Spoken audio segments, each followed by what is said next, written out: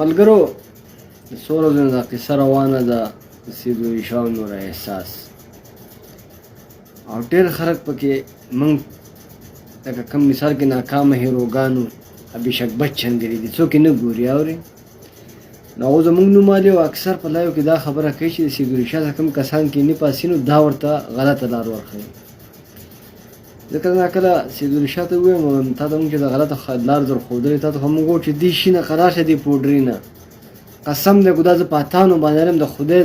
د یره مې مونځ وکړو دا زه په اتانې باندې والم زما یو ملګری دی او همدې سید علي شاه ته ویلي دي چې دا جنۍ ګوزني ده داسې کجه وجه روانې او د خولې نه لاړې بیږي د الله مخلوق دی موږ هم د الله مخلوق یو خو د دې دا غټې غټې خبرې او دا ما له زر تورې او ما له دېرش تورې مړ دا جنۍ خو ستاسو واده هم کوي سید علي شاه په تندر وویل درېیمه خبره دا ده چې یو څو مخکې یو دوه درې بړواګانو چې هغه دې جنۍ سره میلاو اوس مسله دا ده چې 15 ته د بړواګان ورسېدو دې بوړاګانو ورته څه ویلي دي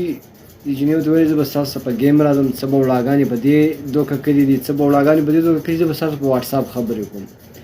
او یو دوه درې بړواګانې خو په دې هم دوکه کړي زه به ستاسو واده وکړم دا ګوره ډمه ده ښه دا ډمه ده دا صرف زموږ بېعزتي باندې به دا یوګانو کې کوي نور هېڅ هم نه شي کولی سید علي شاه ته ما د وخت سره وایي چې دې شي نه قرار شه زه ورته نن بیا مې هم چې دې شي نه قرار شه زه ورته بیا مې ها که نه قرارېږي